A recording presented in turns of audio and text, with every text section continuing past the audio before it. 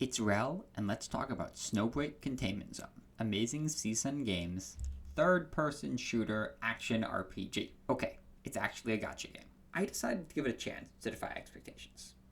And in many ways, I was pleasantly surprised. In others, not so much. With that preamble over, let's dive into Snowbreak. Story time! There's a rogue AI space station that summons titans whenever it snows in a specific area. To be fair, I think the snow is actually caused by the summoning. Just, if there's snow, get ready for a fight. When titans appear, they leave behind Titagen, a nasty poison. So Yggdrasil Enterprises built walls around the area, calling it the Containment Zone. In addition to the titans, there are 4 main factions present in the zone. Coyotes, roughly a guerrilla group that protects the civilians. The Adventists, a cult that worships the titans. Not that the titans really appreciate it. The Brats, who I won't even grace with their name. A bunch of rich kids with high-tech gadgets that hunt civilians for sport. Yggdrasil, a company that does research on the titans under the guise of fighting them. So of course we play as the Coyotes, the plucky resistance group. Wait, we're part of the sketchy company? Honestly, the company comes across as so sketchy that I hope the later story chapters have us break with them. It would make for such an interesting story beat and make me feel less slimy about the people giving me orders. The characters are alright. They oftentimes feel like an overly exaggerated single personality trait. That's not to say they don't have the occasional great moment, and I can understand each of them appealing to certain people. While not actually combat gear, the main set of characters has at least reasonable outfits. Still typical anime game character designs. Even someone like Fenny's outfit, an idol dress, fits within reason for the game's story. She used to be a combat idol. It works. The alternate outfits and some of the cash shop stuff, not so much. One major issue I had with the story, and some of the tutorials as well, was that I felt rushed. Story chapters were short, and I felt like I was jumping from place to place without always having an explanation. This wasn't helped by the fact that the story was sometimes presented during firefights, in a small temporary text box that you had to read. Now, I'm all for putting gameplay and story together, but I missed a fair bit of text because I was focusing on not getting shot. Not only was missing story sad, I know I missed a couple of tutorials because of it. When you place text in gameplay, it really needs to be voiced or have a reasonable way to pause. While I did miss a few tutorials, most of the game was really well introduced. The missions and tutorials did a really good job of guiding me through the systems. It makes you actually go through them to progress/complete tasks. Even for most of the things that were not tutorialized, I found them intuitive. I only got confused a few times. The biggest point of confusion for me was actually a major gameplay feature, switching characters in missions. Somehow I did not get or missed the tutorial that you can freely switch between characters. I only found out you didn't need to use their ults to switch because I misclicked. This system honestly made the game so much more fun once I started using it. Niche characters became powerhouses. Looking at you, shotgun wielders, it makes the game feel so much more dynamic. Starting out as a sniper, picking off charging enemies, then swapping to a shotgun to take out the ones that made it to me, absolutely awesome. I'd be very surprised if there wasn't a tutorial for this. But the fact that it was not front and center enough for me to know immediately after getting a second operative confuses me.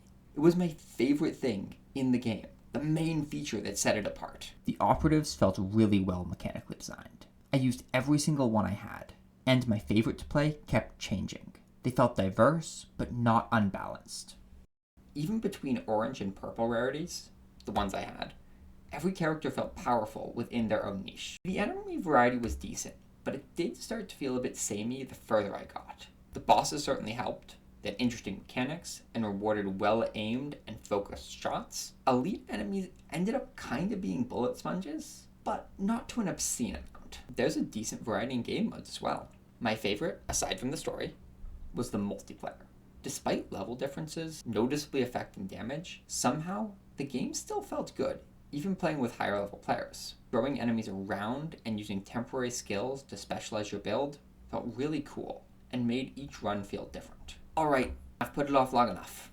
The game has many of the predatory systems most gacha games have. Let's rapid fire a few of them. Daily login bonuses. Lots of limited time offers and events for fear of missing out. Poor money to drop rates on rolling for new characters and weapons. Low energy rates.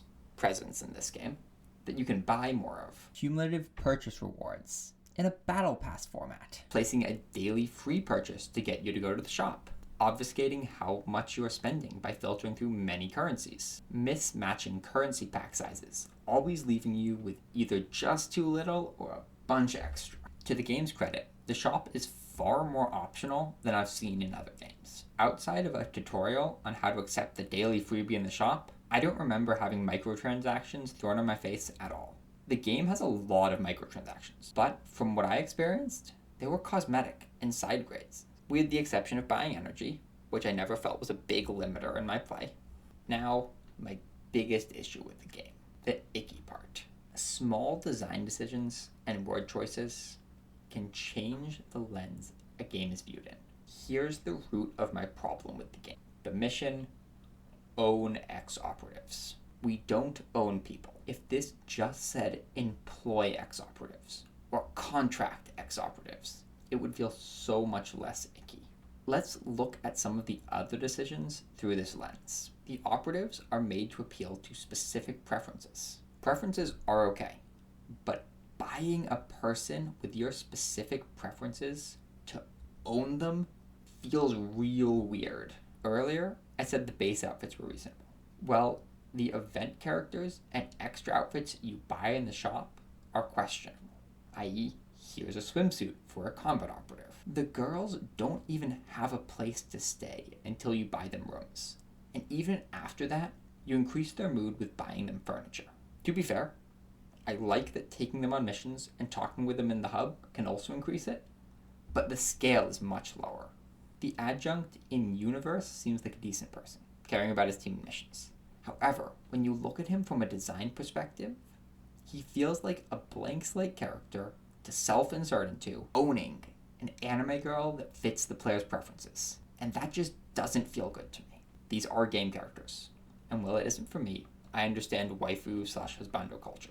Side note, if you're gonna have waifus, please also include husbandos. I just wish the game's undertone was less possessive and more of healthy partnerships. Business end or friendship, even romantic. It's fine for NPCs to like the player characters, just in a reasonable, non-icky way. So, is the game fun? Yes. The story's acceptable, and the main gameplay is really well done. But before going into it, you need to make sure you have the right mindset. 1. Be very aware of how much you are spending on the game. It's very easy to lose track and spend more than is healthy. But when done right, you can get a lot of fun out of it at a reasonable price. 2. Remember, the game design does not model healthy relationships. Do not take it as a guide. If you made it to the end, thanks for sticking around. I've been struggling with this script for far too long. There were a lot of good decisions made with the game, but poor ones soured it. I wanted to give a fair explanation of both sides. That said, I hope you have a wonderful morning, afternoon, evening, or night.